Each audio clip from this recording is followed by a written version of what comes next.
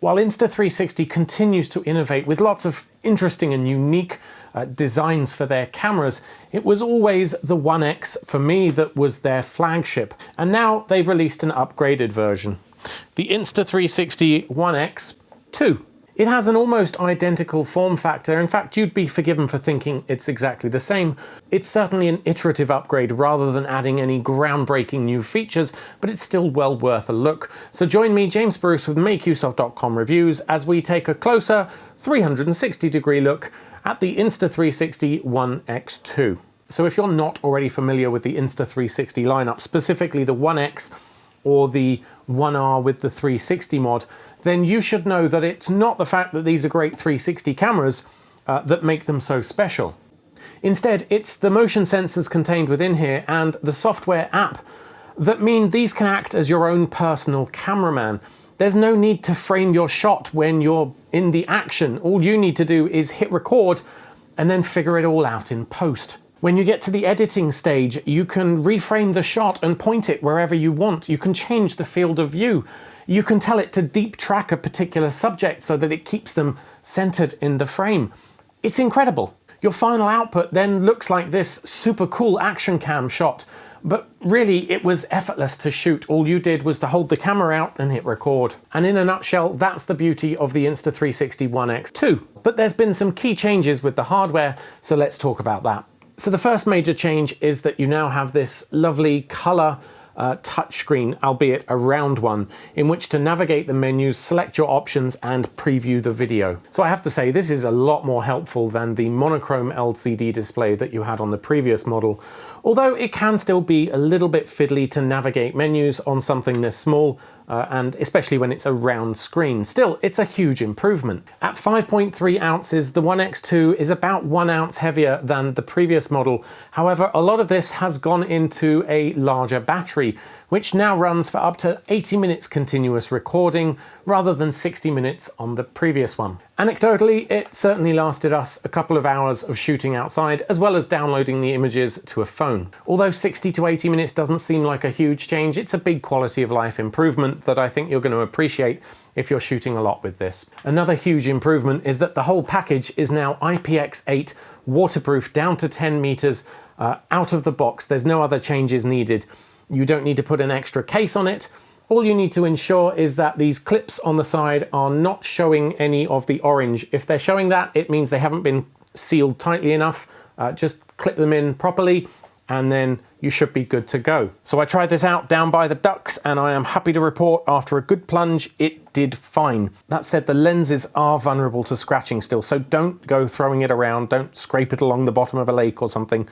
You will still need to take some great care with this. Lastly, in terms of hardware changes, there's apparently now 4 microphones dotted around the device, which they call an ambisonic sound, but I'll let you be the judge of that yourself. So this is a quick audio sample where you can hear myself and maybe some noisy piggos there. It's a pretty overcast and horrible day, and it's raining, but otherwise, here's how the audio sounds directly from the One X2. Yeah. Exactly. Again, as with the previous model, there's that tripod adapter screw on the base, so you can screw it straight into a selfie stick or a small stand. This is the invisible selfie stick that Insta360 make themselves, and if you use this one specifically, it's going to automatically stitch this out of everything that you film, and the footage will look like a little drone has been floating around in front of you. Very cool. Apart from that, the only other change is that it charges via a USB-C cable, not micro USB.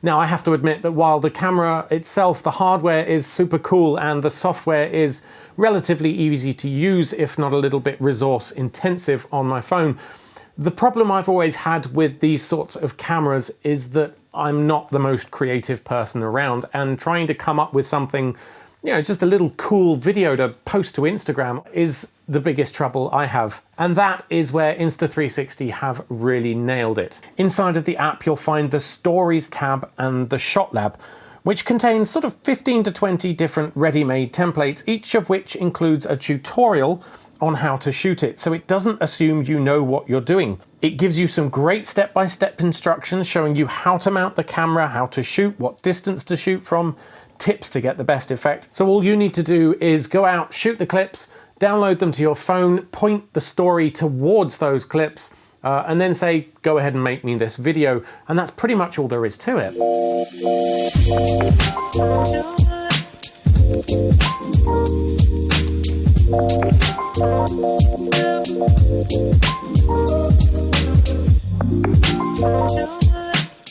Now, for more complex, sort of multiple clips in a single sequence that you're going to want to edit yourself, it's also good to make use of the AI Auto Frame tool.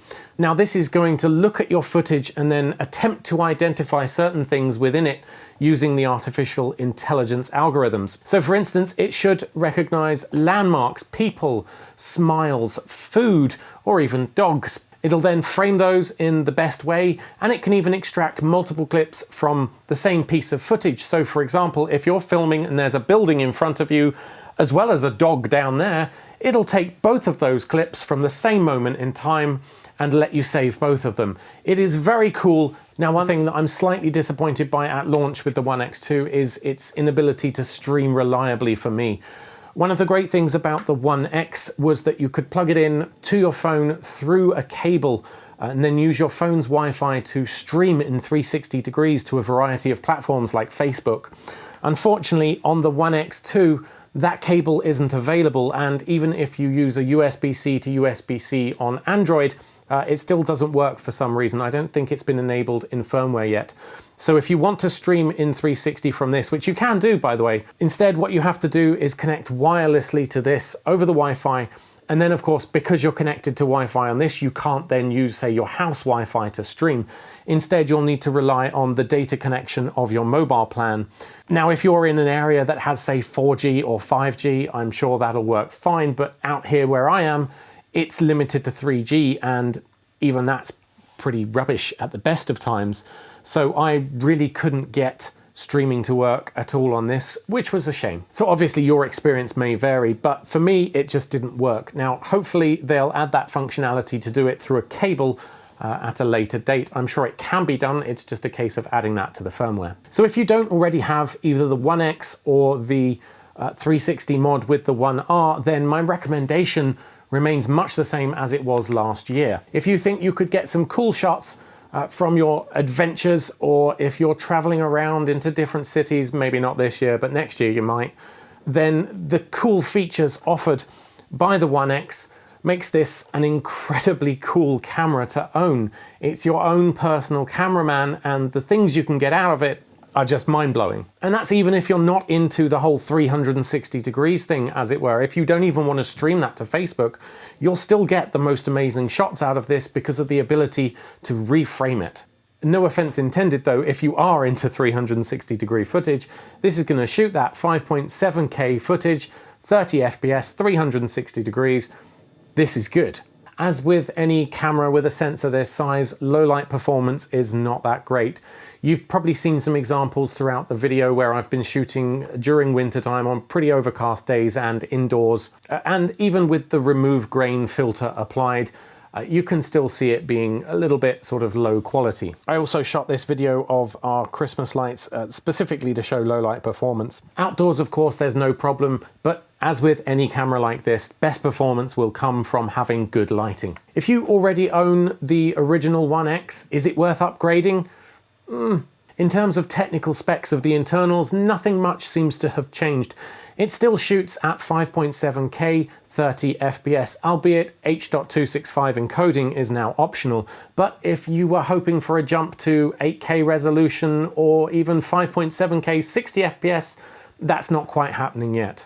It does, however, address some of the other hardware complaints about the original One X, namely the battery life and the lack of waterproofing. So if those are two things which have really annoyed you about the original, then of course, well worth upgrading. The footage itself though is much the same. So if you're happy with your original One X, if you don't think the battery life is too short and you don't particularly need it to be IPX8 waterproof, then there's really not much reason to upgrade. Also, if you're not interested in that reframing ability, but you do still want to take advantage of some of the cool Insta360 app features, then perhaps check out the One R with 1" mod, which has incredible quality footage.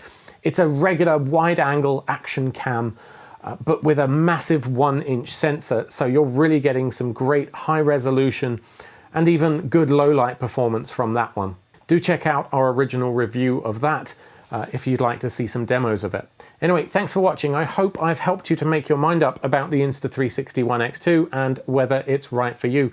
I've certainly had fun shooting and showing you these sample videos. It is just a ridiculously fun and easy to use camera that can give you some really incredible results. And that's pretty much the highest praise I can give to any action camera.